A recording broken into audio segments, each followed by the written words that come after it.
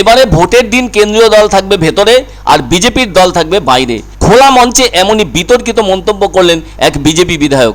এ নিয়ে পাল্টা কটাক্ষ করেছে তৃণমূল। ওই বিধায়কের নাম অমরনাথ সাথা। ইনি বাঁকুড়া জেলার ওন্দার বিধায়ক। গতদিন ফের উস্কানিমূলক মন্তব্য করে বিতর্কে জড়ালেন বিজেপি বিধায়ক অমরনাথ সাথা। ওই দিন ওন্দা ব্লকের দুবরাকোণ গ্রামে একটি নির্বাচনী সভার আয়োজন করা হয়েছিল, যার উদ্যোক্তা ছিল বিষ্ণুপুরের বিজেপি সাংগঠনিক জেলা। ওখানেই খোলা মঞ্চে বক্তব্য রাখতে গিয়ে বেফাঁস মন্তব্য করে বসলেন অমরনাথ সাথা। তিনি বলেছিলেন ভোটের দিন কেন্দ্রীয় দল থাকবে ভেতরে আর বিজেপির দল থাকবে বাইরে।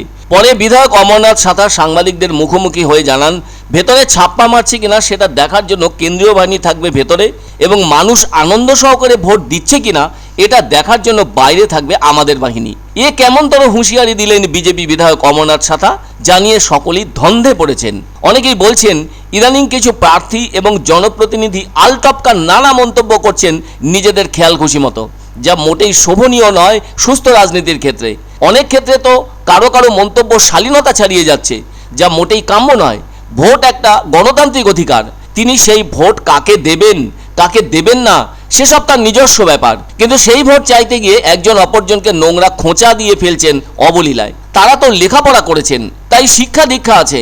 আর যে প্রার্থী যে রাজনৈতিক দলের সাথেই যুক্ত থাকুন না কেন, তার বা তাদের সেই মতাদর্শ মেনে চলাই উচিত। এ ধরনের বক্তব্য ব্যবহার করে ভোটারদের মন জয় করা যথেষ্ট কঠিন।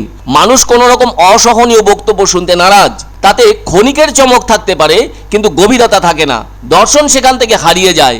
বড়মাল্য জয়মাল্য পড়লেই হবে না, তার মর্যাদা রাখার সবচাইতে কঠিন কাজ সেটা করতে হবে। এ ধরনের বক্তব্য রাজনীতির দর্শনকে এমন জায়গায় এনে দাঁড় করিয়ে দিচ্ছে, তাতে রাজনীতিতে আর ভালো মানুষজন আসতে সাহস দেখাচ্ছেন না। তবে বিজেপি বিধায়কের ওই মন্তব্যকে কটাক্ষ করতে ছাড়েনি তৃণমূল। ওন্দা ব্লকে তৃণমূলের ব্লক সভাপতি মণিশঙ্কর মুখার্জি জানান, ওদের কেন্দ্রীয় বাহিনী ইডি সিবিআই হলো সম্বল। মনে রাখতে হবে, ভেতরে যারা ভোট দেবে তারা লক্ষ্মীর ভাণ্ডারের জন্য ভোট দেবে এবং কৃষক বন্ধুর জন্য ভোট দেবে।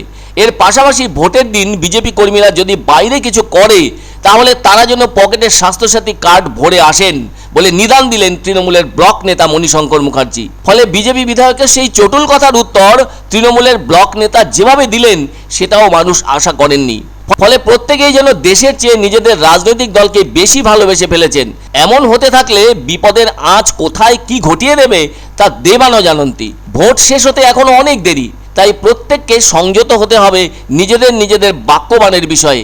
যারা এভাবে বক্তব্য রেখে চলেছেন, তারা যে দলেরই প্রতিনিধি বা নেতা বা প্রার্থী কিংবা জনপ্রতিনিধি হন না কেন, দায়িত্ব সচেতন হতে হবে। তা না হলে সমস্যা বা অশান্তি যেন চারদিক থেকে এমন অবস্থা তৈরি করবে, আর ঠেকানোর মতো শান্ত সময় কিন্তু মিলবে না।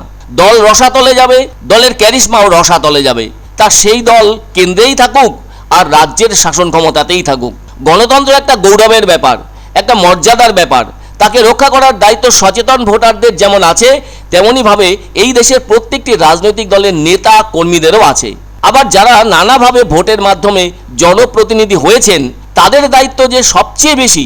আর এক্ষেত্রে তাদের বাক সংযমের বিষয়টি দেশের নাগরিকের কাছে যাতে শিক্ষামূলক বা অর্থবহ হয়ে উঠতে পারে, তবেই কিন্তু এই নির্বাচনের মাহাত্ম্য গণতন্ত্রের প্রকৃত মর্যাদাকে অক্ষুণ্ণ রেখে দেশমাতৃকাকে বরণীয় করে তুলবে। 2024-এর নির্বাচন হোক না সেই শুভবোধের উন্মোচনের শুরু। এবারে কেন্দ্রীয় দল থাকবে ভিতরে আর বিজেপি দল থাকবে বাইরে।